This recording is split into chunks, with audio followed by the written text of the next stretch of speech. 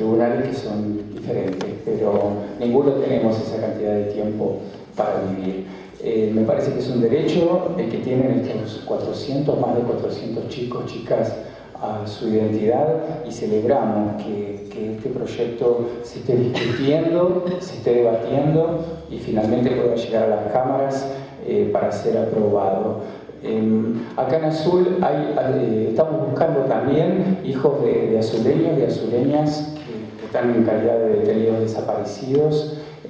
La PDH, con un trabajo incansable de sus autoridades, sus integrantes, que acá también veo algunos de ellos que han pasado por la asamblea, hemos podido por ahí hacer un archivo de los casos y lo seguimos buscando. Y también hemos visto, como en el caso de Rubén Moyano, integrante también de la Asamblea, también integrante de Socialistas para la Victoria, cómo se ha movido esa adopción ilegal, cómo fue hecha acá en los tribunales azuleños, ¿no? Cuando alguien nos dice, o algún abogado que ha actuado en algún momento particular, nos dice, no, pero esta adopción está muy bien armada, este expediente está muy bien armado. Pero y claro, ¿cómo no va a estar muy bien armado si tenían todo? Habían derrocado a un gobierno constitucional, habían implementado el terrorismo de Estado, habían hecho desaparecer, callar, habían matado,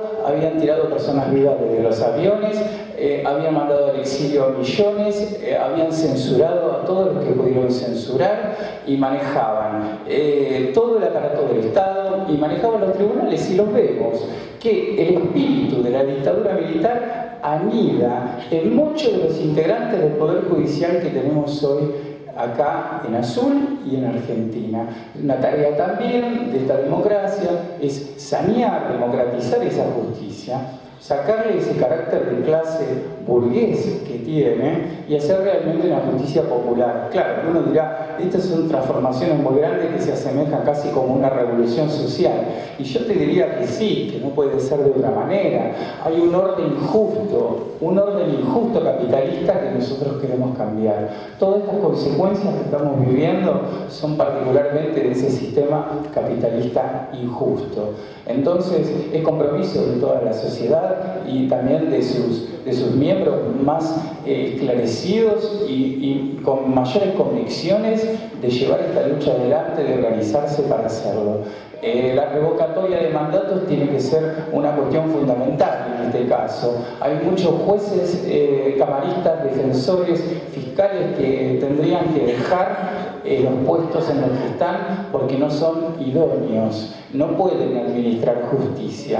Lo único que hacen es administrar dolor, producir dolor y más dolor. A las desapariciones, a la búsqueda de estos nietos que estamos llevando adelante, hoy en día hay otros nietos y hay otros hijos que son mandados a las cárceles, a las penitenciarías y a los juzgados, a los lugares llamados institutos de menores, y son nuevas desapariciones que se están provocando. Eso también, lo de ayer y lo de hoy. Fundamentalmente, vemos que las cárceles están llenas de los llamados presos sociales, para nosotros presos políticos, presos por tenencia de sustancias, de lo que sea, y esta sangría sigue. La forma de frenar esta cuestión, de dar vuelta definitivamente como una media a estas cuestiones, es cambiar un orden social injusto. Nos hubiera gustado que Rubén Moyano pudiera haber estado hoy aquí dando su testimonio. No lo veo acá en la sala, pero bueno, es un compañero que es trabajador, es albañil, es constructor, nutriero, él tiene una vida como tenemos nosotros y claro, privilegia su tarea. Pero bueno, ya va a estar en algún momento Rubén pudiendo decir lo suyo, porque me parece que también es devolverle la palabra, devolverle la posibilidad de ser a este compañero que ahora, después de 34 años, se va a reencontrar junto con su hermano, que también resultó criado con una familia de la Barría, peronista. Se va a reencontrar con su hermana Cecilia, que vive en Junín, con su expropiador, un militar que tuvo actuación acá en Azul, González de apellido, y que vive en Junín, y su hermana vive con él. Estas situaciones se están viviendo hoy. No sabemos qué va a salir de todo esto, qué va a salir de este encuentro de Rubén con su hermana Cecilia Apropiada, que vive todavía. Yo recordaba el caso de Cabandier, de Juan Cabandier también, que él decidió acusar a sus apropiadores, porque le parecía que era un acto de justicia, que más allá del cariño que le hubieran dado, del cobijo que le hubieran dado, pero resulta que ese señor que le dio el cariño y le dio el cobijo, primero le secuestró a la madre. En el caso de Rubén Moyano la mandó a un neuropsiquiátrico, y le secuestró, le apropió a los hermanos. Entonces, digamos, ¿cómo es esto? Porque te quiero, te aporreo, no entiendo muy bien. Entonces, andás a ver las derivaciones que tiene el caso de Rubén Moyano y cómo lo va a poder solucionar, cómo lo van a poder resolver con su hermana y con su otro hermano. Pero creemos que está bueno que haya un marco democrático hoy en día, haya un marco de participación y que lo brinda el Estado para que esa búsqueda y para que ese fortalecer, estrechar nuevamente los vínculos se pueda dar. Hay una película que se llama El abrazo partido, que me impactó mucho, me gustó mucho, y esto sería como estrechar ese abrazo que el terrorismo de Estado y este gobierno que quería frenar ese descomunal avance revolucionario que había en los años 70, que había puesto en jaque la existencia misma del sistema capitalista. Bueno, que eso ahora se pueda volver, en el caso de los nietos, puedan volver a recuperar su identidad. Digamos, el terrorismo de Estado tuvo que ver con eso, ¿no? Con frenar ese descomunal ascenso revolucionario popular de la clase trabajadora a través de sus organizaciones, para volver otra vez a ser una Argentina colonial, una Argentina capitalista, una Argentina sometida. Por eso que creemos que esta ley es revolucionaria en ese sentido. Juan Pablo, le agradecemos muchísimo que haya tenido esta iniciativa. Creemos que esto tiene que ser debatiéndose, aprobándose, porque tiene que haber justicia para esos más de 400 chicos y para la sociedad toda que lo estamos reclamando. Gracias.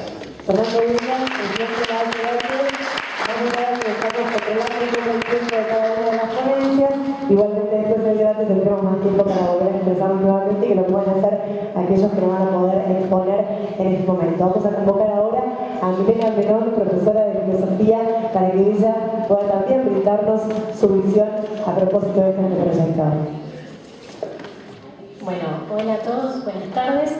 Es un placer para mí poder colaborar desde mi pequeño lugar con mi granito de arena en este proyecto de Juan Pablo y el equipo. Yo voy a hablar hoy como profesora, como filósofa y como joven de esta sociedad. Creo que apoyar este proyecto de ley, y no solo apoyarlo, sino también militarlo, ¿no? Ponerle el cuerpo a este proyecto, es importante como docente principalmente, porque sé lo que implica estar adelante de un aula con un montón de chicos que quieren conocer nuestra historia y que tienen el deber de conocer nuestra historia. Creo que la escuela es un lugar, como decía la compañera antes, la televisión y la escuela también es un lugar donde este tipo de proyectos, estas cosas tienen que difundirse, tienen que aprovecharse esos espacios con los jóvenes, con los chicos, para que conozcan este tipo de proyectos, porque ya desde muy chiquitos, bueno, los nietos que se están buscando tienen hijos, como decimos, que también nos están faltando, porque ellos también les falta su identidad, y esos hijos están ahí en las escuelas. Esos hijos están adelante de muchos docentes que tienen el deber de contarles su historia.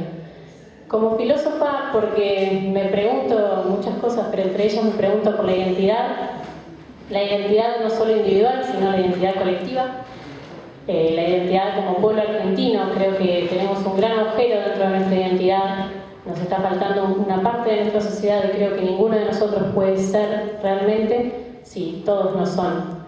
Me parece que como sociedad entera tenemos que comprometernos con este tipo de búsquedas de nietos apropiados y de distintas personas que les falta su identidad para poder ser realmente un pueblo entero. Y como joven, porque como decía al principio, militar esta ley y ponerle el cuerpo es algo que yo como joven no viví la época, no tengo familiares, no tengo nada que me acerque a este tipo de cuestiones, y sin embargo creo que apostar a la juventud que ellos se hagan cargo también de la historia, que es también nuestra, porque nos constituye como grupo generacional. Me parece que hay que ponerle el cuerpo a este tipo de proyectos. Bueno, yo particularmente estoy comprometida porque es un tema que me sensibiliza. Creo que la militancia y el apostar y el comentarlo por las calles, por la escuela, por el barrio, a la vecina, difundir, ponerle, digamos, nuestras ganas entre todos, porque somos 5 o 6 que vamos multiplicando y así se va difundiendo la idea. Me parece que ese es el objetivo de esta idea también. Así que bueno, ese es un pequeño aporte. Ya además está decir que la ley en todos sus detalles está muy bien pensada, está armado todo de tal forma de que podamos acercarnos a esas personas, cambiar de lógica, no esperar, sino salir a encontrarnos para que ellos también puedan encontrarse a sí mismos. Muchas gracias. Gracias. Vamos a convocar ahora a Ariel Mayer, él es referente de ADEP, esto es Acción y Desarrollo Estratégico de Políticas Públicas. Buenas tardes a todas y a todos. Bueno, voy a hablar después de compañero y compañera, es probable que digan compañero o compañera. Quiero hacer esa distinción, así después no tenemos inconveniente con los géneros. Bueno, nosotros apoyamos como agrupación a este proyecto de ley. Primero somos militantes, empezamos a militar el tema de derechos humanos y somos militantes sociales. Por ende me parece importante, como decía nuestra compañera Milena, de que debemos comprometernos y ponerle el cuerpo para poderlo multiplicar y aparte por lo que nosotros creemos. Además debemos colaborar con el tema de la búsqueda de estos, serían de mi edad estos pibes ahora, estos pibes, para poder buscarle la identidad y a su vez buscarle la identidad a sus viejos, que es conocer la identidad de estos pibes ahora es también poder reconocer la identidad de sus viejos y sus militantes, de compañeros que fueron en otra época, pero que coincidimos bastante ideológicamente. También lo vemos que este anteproyecto es una nueva herramienta, más allá de la que tenga el Estado que está brindando, es una nueva herramienta y es como decían los compañeros, es que salimos en busca de esa gente y no estamos esperando porque creemos que en esa búsqueda estamos anteponiendo el derecho social ante el derecho individual. Después, cada vez una vez localizadas las personas o los pibes decidan ellos si quieren tener relación con su familiar biológico o no, pero sí nosotros como sociedad debemos saber tener ese derecho de conocer. Después, bueno, hay cuestiones con el tema del registro civil, nos parece que la herramienta, esto por ahí hablo un poco más, que tengo un poquito más de idea, es el único medio que llega a toda la parte de toda población que tenga el territorio argentino, entonces me parece que es lo más viable y lo más rápido, y es un oficial del Estado, así que casi no tiene, más allá de que en la época de la dictadura fueran todas intervenidas los registros civiles y fueran puestos gente de ellos, ahora hay un blanqueo más democrático. Y a mí me parece que ante todo también nuestra república debe seguir siendo pionera en derechos humanos, así que por eso la vamos a seguir militando. Muchas gracias, Gabriel. Vamos a presentar ahora al doctor Jorge Moreno, dirigente del Partido Obrero Local. Jorge.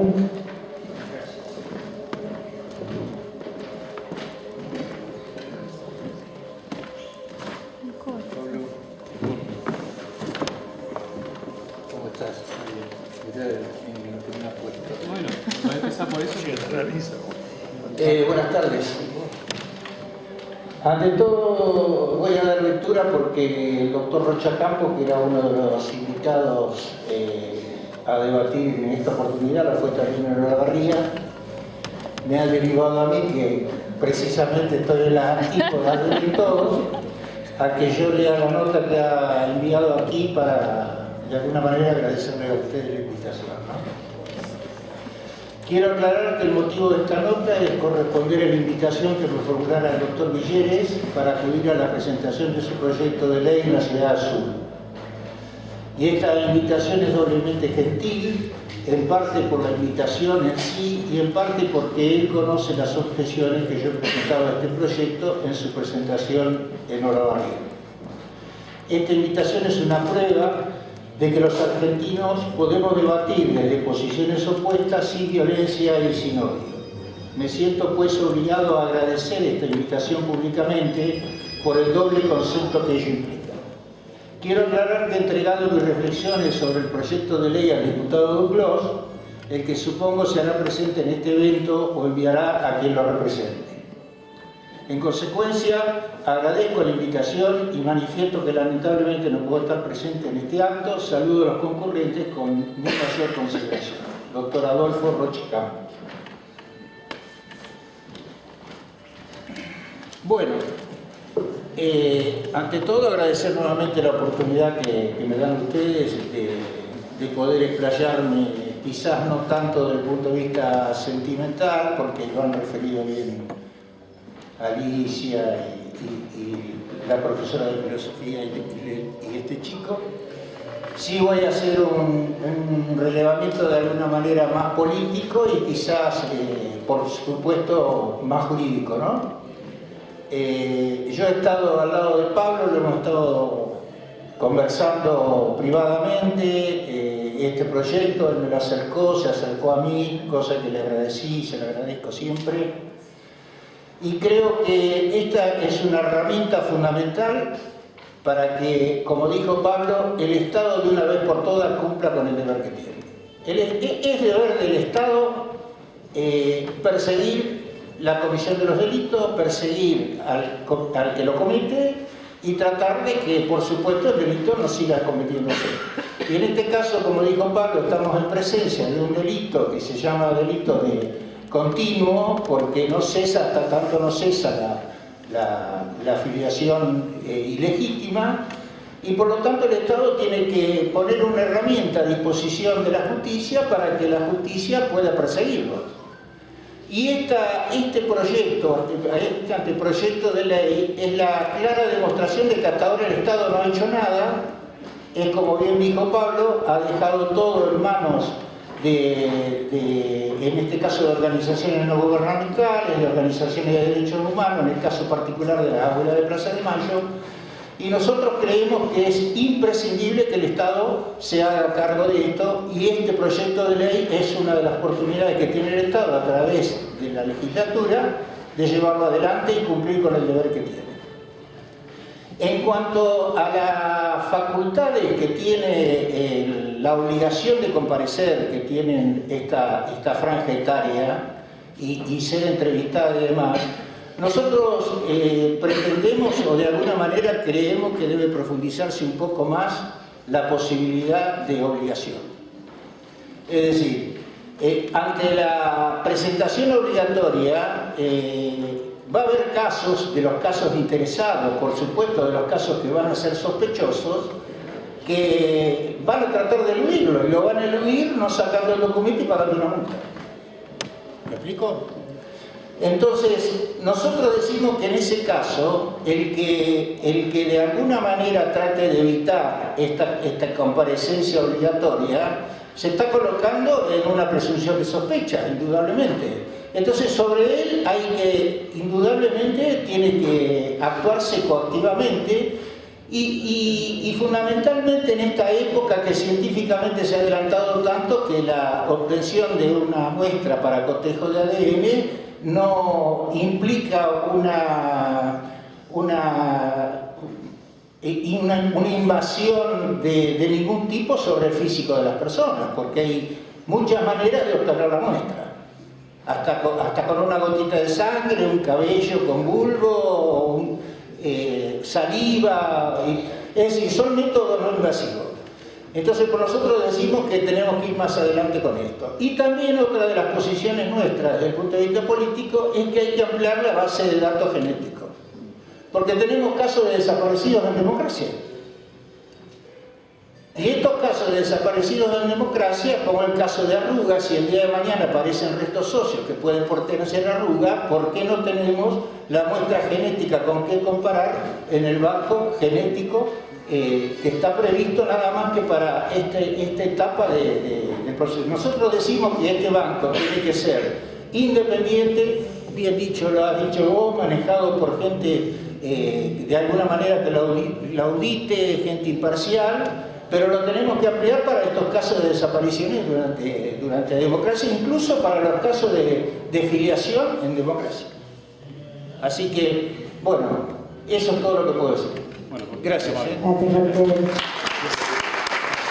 Por último, para que no se cuenta la experiencia, vamos a convocar a la decana de la Facultad de Derecho, a la doctora Laura Giosa, para que comparta con nosotros su visión de este anteproyecto.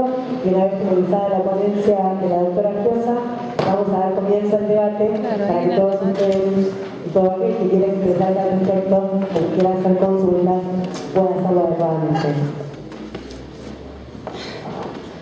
Bueno, lo de ponencia ya es pretencioso, ¿sí? Decir ponencia a una opinión sobre la materia. Por eso digo que ya es pretencioso decir ponencia. Le agradezco, te agradezco enormemente habernos invitado y que la facultad pueda ser parte. Le agradezco a Cristina y a toda la gente que ha hecho esto posible.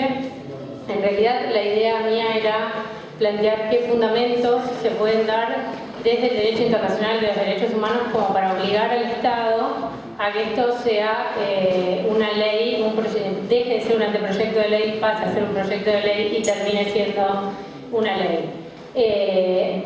Como habrán, creo que en el foro de Olavarría habrán visto que había posturas encontradas, un poco Moreno estaba diciendo cuál fue la postura de algunos de quienes estaban allí, y uno tiene que tener en claro y saber que van a venir con argumentos fuertes sobre la obligatoriedad de la comparecencia, el derecho a la intimidad frente al derecho de identidad, y van a intentar judicializar la aplicación de la ley, y para eso me parece que tenemos que tomar argumentos que no solamente estén dentro del contexto de nuestro Estado, sino que hagan al sistema internacional de los derechos humanos. Y los argumentos más fuertes que surgen hasta de los propios fallos de la Corte Interamericana de Derechos Humanos, como Barrios Altos y otros, son las obligaciones genéricas que surgen de estos tratados. Tenemos por un lado derechos, como es el derecho a la identidad, que está consagrado en todos los tratados de derechos humanos, pero que no es nada más un derecho vacío, es decir, nada más que ese texto, ¿sí?, sin ninguna otra obligación. Es un derecho consagrado que tenemos nosotros y el Estado tiene obligación de hacer cumplir y satisfacer ese derecho. En el caso de las desapariciones forzadas en Argentina, sabemos que son delitos de acción continua, la apropiación de menores también, y podemos decir sin ningún prurito que se aplican los argumentos de la Corte Interamericana de Derechos Humanos, donde el Estado está obligado, y sus obligaciones genéricas son la de prevenir y respetar, que ya no lo hizo, ¿sí?, en su momento, y que por eso ha sido condenado, la de investigar, la de sancionar y la de adoptar medidas. La norma sería una forma de adoptar medidas. Frente a esta situación de la pérdida o la negación del derecho a la identidad, la adopción de una medida legislativa tan fuerte como esta, me parece que es una manera de cumplir con algo que se le está exigiendo desde otro ámbito que no es solamente el ámbito interno y la lucha que hay adentro de nuestro país. Es decir, hay obligaciones internacionales que comprometen a nuestro país. Y por otro lado, no solamente es esta obligación de adoptar medidas, sino la de investigar. Y cuando se habla de garantizar los derechos humanos, tenemos que prevenir las violaciones. Ya esto no sucedió. Tenemos que investigar si hubo violaciones. Estas investigaciones en estos casos no han sido adecuadas porque, como todos han dicho, hemos dejado el accionar de la búsqueda de los nietos, la búsqueda de los hijos, la búsqueda de los hermanos, la búsqueda de los sobrinos, ¿en manos de quién? De las agrupaciones de derechos humanos. El Estado, que es el gran responsable, tiene también la responsabilidad de cambiar esta realidad. Me parece que la norma, más allá de que, insisto, debemos estar preparados para todo lo que se viene, es decir, va a haber un argumento muy fuerte que jurídicamente muchos lo van a plantear, que es el derecho a la intimidad. ¿Hasta dónde me van a obligar? Van a decir varios, y esto creo que todos lo manejamos. ¿Hasta dónde va el derecho a la identidad? Va a sobrepasar mi derecho a la intimidad. Es decir, voy a tener un choque de derechos.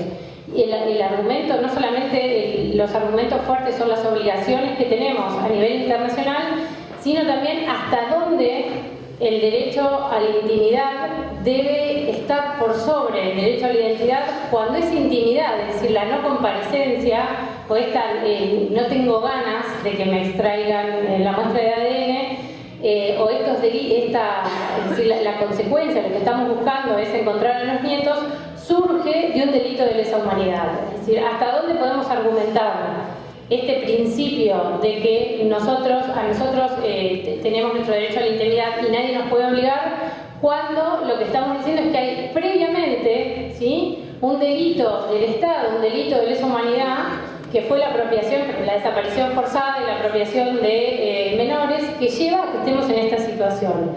Y una de las cosas que me parece que uno de los argumentos que tiene a favor el proyecto, por lo que yo leí la versión previa Olavarría, no leí la versión post Olavarría, un argumento a favor me parece que es el tiempo también, ¿no? Nos estamos quedando sin tiempo y me parece que no podemos jugar a ponderar derechos y hasta dónde la intimidad y hasta dónde la identidad. Tenemos obligaciones del Estado que surgen del derecho internacional, dos derechos que están en colisión, pero hay uno que debería, es decir, a mi modesto modo de ver, prevalecer cuando todo esto ha surgido de delitos de lesa humanidad previos, donde uno no podría decir, bueno, no importa, mi derecho a la intimidad es mucho más amplio y el Estado no me puede estar obligando.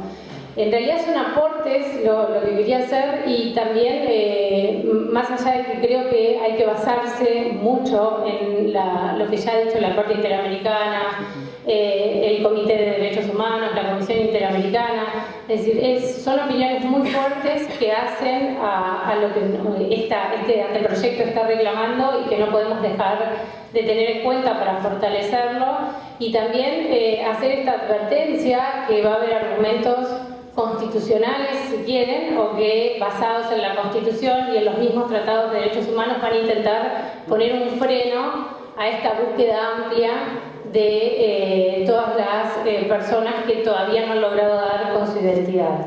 Y sí concuerdo con el doctor Moreno que esto tiene que ser, si vamos a hacer, si este anteproyecto sigue y podemos lograr que sea un proyecto y que sea una ley, también tenemos que pensar en los desaparecidos en democracia. No nos podemos quedar nada más con lo que pasó en la última dictadura, que fueron los hechos más graves, sangrientos que vivió nuestro país. Tenemos que apostar a que no haya más desaparecidos ni en dictadura militar ni en democracia en la Argentina. Nada más, eran aportes. Muchas gracias, Laura. Antes de comenzar con el debate, quería presentarles que también, que envíe disculpas por no poder asistir y estar con nosotros esta noche, es en realidad el fiscal federal Walter Romero, que nos envía sus disculpas al respecto y por supuesto ya establecerá contacto con el resto del equipo. ¿Estamos listos, Juan Pablo? Sí, estamos listos y quería aprovechar, no sé si pueden prender el aparato. Sí, por Gracias. Sí, quería agradecer por supuesto el aporte de todos. Ahora vamos a abrir el debate a lo que nos gusta, generalmente el espadeo sobre estas cuestiones que nacen en el campo de las ideas, pero que tienen como objetivo también llevarnos a una realidad. Es decir, hay varias clases de personas, algunas de ellas son idealistas, algunas de las idealistas también llevan al campo de la acción directa a las ideas, así que me gusta que en ese terreno estemos comenzando a andar a partir de este momento. Voy a empezar por Laura, en realidad, porque no sé si Laura había llegado un poquito más tarde. Ahí está, vamos a espadear el micrófono para que se escuchen los dos. No sé si Laura había llegado un poquito más tarde. Perdón, ahí está, no. En principio, en dos o tres cuestiones. Ya estás en pantalla. Ahí está, muy bien. Primero, en el marco normativo de los pactos y de las convenciones internacionales, encontramos en nuestro trabajo de investigación toda esta serie, digamos, de articulados que justamente ponen en valor lo que Laura exponía recién, es decir, por imperio de la supremacía de las normas constitucionales, por estar ellas todas incorporadas en el artículo 75 y 22 de nuestra Constitución, en ese articulado, aquellos que estén en el campo del derecho y que quieran ingresar un poco más profundamente, está desarrollada toda esta obligación, básicamente es que tiene que ver con la búsqueda y la restitución de la identidad de las personas apropiadas. Y en particular también hay fallos que no están citados allí. Algunos hacían mención Laura recién, también podemos mencionar el caso de Arguina. Sí, hay muchos fallos de la Comisión Interamericana de Derechos Humanos. Prácticamente ha sido consonante la visión desde el campo del derecho internacional en culminar a la Argentina, en obligarla a tener acciones positivas, y justamente como decía Laura, esta propuesta es, desde el punto de vista de la acción legislativa, una forma de la Argentina de cumplir con las mandas de los pactos y las convenciones internacionales que tiene el estatus constitucional. Por otra parte, también la Corte se ha pronunciado avalando, en el caso de Herrera de Noble, la preeminencia del derecho colectivo a la verdad y el derecho a la identidad colectiva. Por encima de los derechos individuales también podemos defender la norma desde ese fallo de Corte, que fue el que definitivamente después también llevó a reformar el Código de Procedimientos Penales de la Nación en el artículo 218 bis. Y también en algo que hacía mención Jorge anteriormente respecto del acto de comparecencia, tratando de ponerle mayor énfasis en la obligatoriedad, tenemos nosotros que preservar a la persona y a su decisión individual de avanzar en ese abordaje, en reconocer su problema de identidad, en brindar su perfil genético. Entendemos desde este equipo que debe preservarse el derecho a la intimidad, es decir, preservarse la voluntad del individuo de encontrarse en ese momento con la herramienta que lo reúna con una salida a su problemática. Hasta ahí, digamos, nuestro respeto, hasta ese territorio, digamos, llegamos con la propuesta de responder al derecho a la intimidad, el derecho a la persona de decidir si continúa o no con el procedimiento. Pero no solamente esta cuestión, y algo que no desarrollé yo en la exposición y que no quedó dicho, sino que también en el acto de comparecencia a la persona acercarse con instrumentos públicos, podemos analizar la existencia de otro delito, que es la falsedad ideológica de esos instrumentos. Entonces allí no va a poder resguardarse el derecho a la intimidad en tanto se esté dictando la comisión de un delito de acción pública. Por lo tanto, podemos detectar inconsistencias o incongruencias en la identidad a través de dos métodos. Uno que podemos llamarlo subjetivo, es decir, la manifestación de la persona, la detección por parte del equipo de abordaje, pero por otro lado, con elementos objetivos, que son los instrumentos con los que va unido la entrevista y que pueden haber sido fraguados, sea acta o certificado de nacimiento o sea documento nacional de identidad. Entonces, digamos, en el campo de la protección de los derechos individuales, nosotros queremos ser garantistas en ese aspecto, en tanto la comparecencia es obligatoria como todo acto de la administración, todo acto simple de la administración, y el avanzar en afrontar este problema de identidad ya, digamos, estaría dentro del territorio de la decisión individual. No sé si queda más o menos satisfecho eso, Laura, con lo que estabas proponiendo.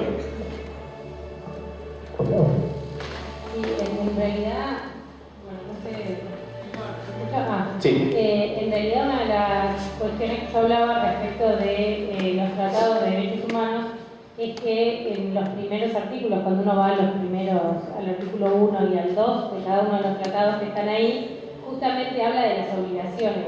Y eso me parece que es no solamente decir que basarse en el derecho a la identidad, sino en la obligación genérica incumplida por parte del Estado para ese derecho o para cualquier otro. Me parece que por ahí no quedó claro, pero la obligación no solamente venía de lo que había, la violación a ese derecho, sino que se está violando una obligación, no solamente el derecho, sino una obligación genérica que está consagrada en otras normas de los mismos tratados de derechos humanos que ustedes están hablando. Es para darle más argumentos y más énfasis que es lo que analiza la Corte en los fallos que vos citaste y en los que yo cité, que dice no solamente que se está conculcando tal derecho, sino que no adoptó las medidas, no respetó, no garantizó, que surge de otros artículos. ¿Sí? Pasamos el micrófono. Exactamente, sí, interpreto cuál es el sentido del aporte. Sí. El Estado no solo está obligado a tomar medidas positivas, sino medidas eficaces, dice. En realidad habla de adoptar medidas, cualquier clase de medidas, Sí. no necesariamente legislativas, sino Efectivas. Exactamente, sí. Y hoy creemos nosotros que la genética forense pues, es dentro de las más efectivas. No sé si de mal yo concuerdo. No, sí, no. Estamos poniendo acento en esta cuestión, ¿no? Claro, no, quería aclararte la cuestión del derecho a la intimidad en el acto de comparecencia, porque lo divido en dos partes. Lo del derecho a la intimidad, lo que digo que va a ser el gran argumento que muchos van a escribir en contra del proyecto. Más allá que uno haga todas las salvedades en los considerandos, en el articulado, que se está protegiendo el derecho a la intimidad y demás, va a ser el gran argumento, es decir, como si uno hiciera de abogado del diablo, va a ser el gran argumento que van a tener para criticar este anteproyecto. ¿Saben? Desde el punto de vista de, digamos, impugnar es un acto de administración simple como comparecer para retirar el documento de identidad. Digo la discusión que se va a dar en el seno del Congreso, esa discusión. Entiendo. Si no solamente se va a dar en el Congreso, ya se está dando. Así que... no, pero interpreto el sentido de del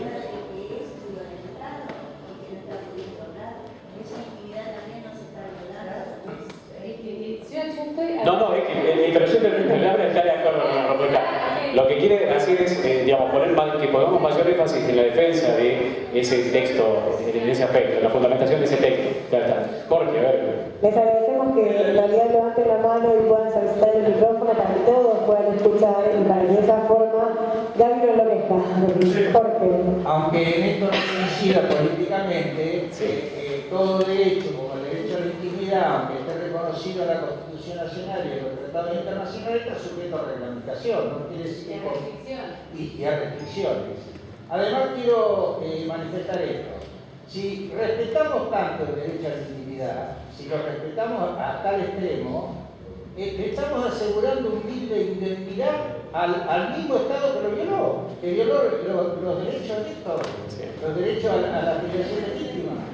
Me parece que en el conflicto, como bien decía Laura, en el conflicto de derecho debe prevalecer el derecho superior que es, y el deber superior, que es el de alguna manera reprochar al Estado que cometió estos delitos. Totalmente. Sí, completamente de acuerdo. Sí, estamos en consonancia ahí. Y creemos que desde el punto de vista del derecho, todos los que hemos hecho un aporte, digamos, abogados o no, lo que hablamos desde el punto de vista del derecho, estamos en consonancia en esto, en que nosotros también nos ponemos en abogado del diablo y tratamos de interpretar cuáles van a ser los argumentos en contra. Ahora, como dice Laura también, tratar de fortalecer los argumentos a favor, apoyándonos en que también tenemos derechos preeminentes que preexisten y también que debemos focalizarnos en ellos para fortalecer la idea y para darle, digamos, el aval jurídico que necesita, ¿no? Sí. Yo realmente voy a dar mi opinión personal, no significa que sea la opinión de mi partido político al cual pertenezco, que es el radicalismo. Realmente estoy de acuerdo con la ley. Me parece que el Estado debe devolverle a las personas ilegalmente apropiadas su identidad. Creo que todo el mundo tiene que conocer sus orígenes y saber de dónde vinieron, quiénes son sus padres, y también debemos a las abuelas darles la gratificación de encontrar a sus nietos. Me parece que eso es fundamental. Y no tenemos tiempo. Y lo hablo por ahí con un sentido de madre biológica y de madre adoptiva, que estoy en los dos casos, soy madre biológica y madre adoptiva. Y jamás a mi hijo adoptivo le negué su identidad ni su madre biológica. Creo que los orígenes todos los debemos conocer. Y luego debemos elegir dónde vivir o con quiénes relacionarnos, o relacionarnos con las dos familias, relacionarnos con una loquita que no nos relacionemos con la otra. desde mi punto de vista, esto es imperativo que se logre. Me parece que debemos, como sociedad, y el Estado en particular, porque fue el Estado el que hizo la protección, porque en ese momento la dictadura fraguó toda la documentación que a mí me llevó años conseguir, años, y en 2 días consiguieron todos los documentos apócrifos. Esos documentos no sirven y debemos sacarles la venda y descubrir dónde están las personas que desaparecieron y quiénes fueron sus apropiadores. Me parece que es como cerrar un círculo que nos debemos mientras las abuelas estén en vida o algún familiar esté en vida. Nada más. Muchas gracias. Disculpe, quisiera saber su nombre, sí. Andrea Martina. Perfecto, muy amable. Nano está pidiendo también poder hablar, Gaby, para que adelante. Aquel que desee expresarse, por favor, levanta su mano.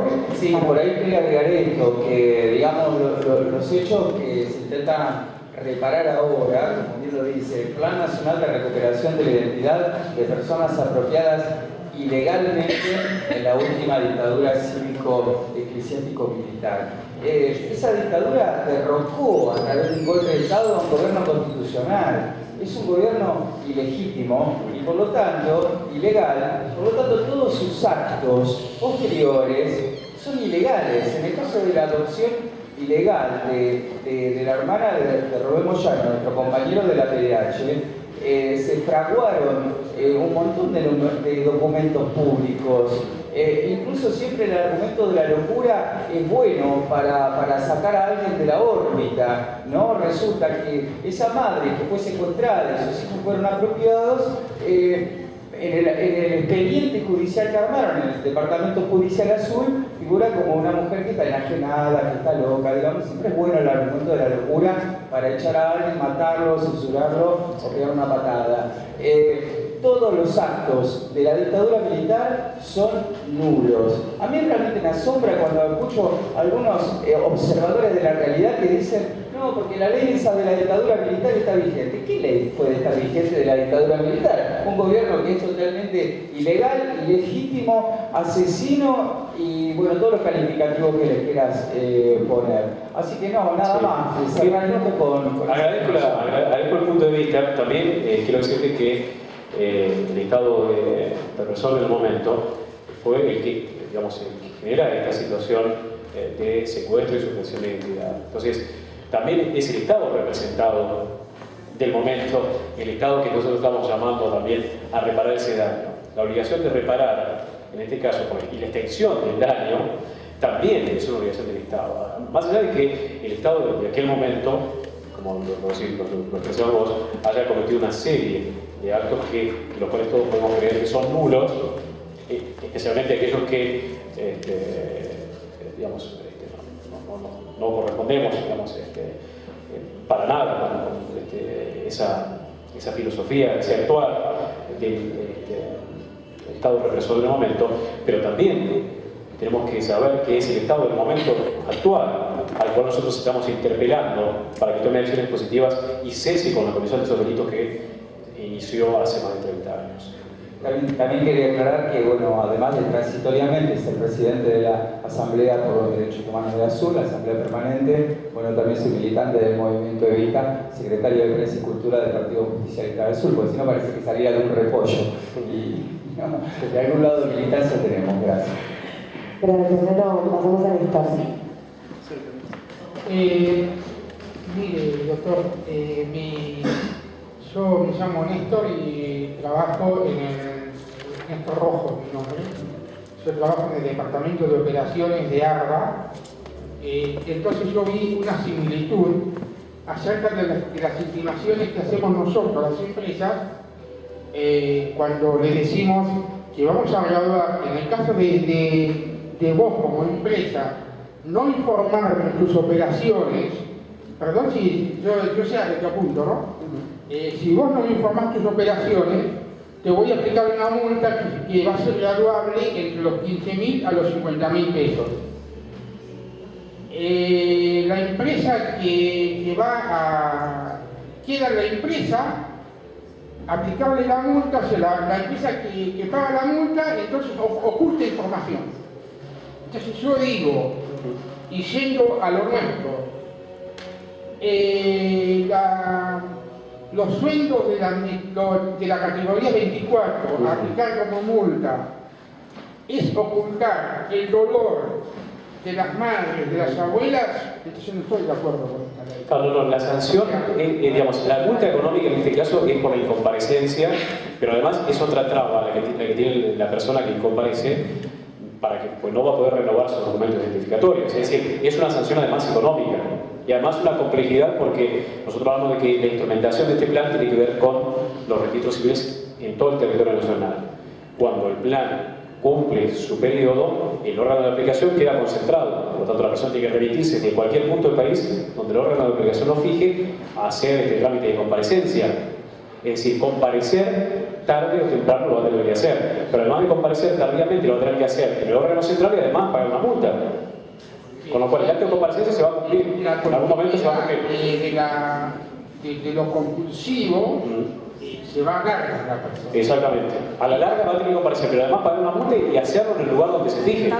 Lo cual lleva una complicación bastante grave. Exactamente. La otra pregunta es otra cosa que yo ya termino acá, es ¿qué hacemos si se contempla dentro de la ley las personas que viven en el extranjero? Sí. Que están en esa ley y bueno, no lo dijimos. Está bien, no lo dijimos porque a veces para tratar de resumir un poco el texto que es bastante largo, para no hacer hincapié en algunos puntos, pero está previsto sí que las personas, los argentinos residentes en el exterior tengan que presentarse a los efectos de cumplir con los extremos de esta ley en las representaciones consulares argentinas. Sí, está previsto porque justamente sabemos, creo que había, digamos, alguien me acercó, estábamos hablando, ahí está Juan Carlos, nos estaba recordando esta situación, que la conocemos, de personas que están en situación de apropiación y que residen en el exterior. Héctor Itluk. Sí, perdón, Héctor Itluk, con K de Kirchner. Es una definición eso, ¿no? Gracias. Hasta hace 10 años decíamos con K de kiosco, ahora tenemos más vocabulario. Primero quería hacer un par de preguntas, después de la opinión. Sobre los números que me preocupaban. Efectivamente son 4 millones. Aproximadamente, sí. Bien. Y en el banco actual, ¿cuántas familias? Actualmente 193 personas. 193 personas en búsqueda. Por lo cual, ¿cuántas familias en el banco de datos? ¿Contra cuántas familias se puede cotejar? Contra 193. Ah, 193. Sí, pero a ver, quiero hacer una pequeña salvedad aquí. Nuestro plan no solamente tiene que ver con este extremo que son las personas buscadas, sino que con también volver a concientizar, volver a tomar contacto con las personas que tienen familiares en búsqueda. Muchas veces han bajado los brazos, lamentablemente, por tantos años de búsqueda y espera, muchos han bajado los brazos, muchos no han llegado a su perfil genético. ¿Y estos 193 están seguros que tienen nietos? O sea, son 193. Sí, son casos de viabilidad que está comprobada, digamos, se sabe que las personas que fueron secuestradas con estados de embarazo avanzados o que fueron vistas por testigos con embarazos no centros repetidos de detención. En relación a eso yo pregunto los números porque me parece que una debilidad a lo mejor sería, no sé si dentro del proyecto se podría buscar una solución, es aumentar ese... Sí, no, ese es un objetivo también, ¿eh? Sí. Está contemplado. Sí, está contemplado porque en realidad nuestro plan de acción no solamente tiene que ver con la búsqueda y la implementación y todo lo que desarrollamos respecto al equipo de abordaje, sino también con volver a renovar conciencia sobre los familiares de niños. Otra cosa, aprovecho para preguntar de los números, decimos son 400 nietos. ¿Ese número está más o menos cotejado? Mira, es un número parecido al de 30.000 desaparecidos. Y hago una conclusión numérica de paso. Sí. Si es así, cada 10.000 de esos chicos, uno es nieto. Exacto. Así que es interesante la propuesta. Bueno, justamente nosotros creemos que este escalonamiento primero evita la masividad. Es decir, si nosotros abrimos juego a que la aplicación de esta norma se implemente de modo abrupto, corremos el riesgo de tener una masividad inmanejable. Entonces, preferimos, desde nuestra óptica, elegir los momentos donde hubo mayor cantidad de secuestros, empezando por esa franja etaria, y después ir ampliando el rango hacia los otros.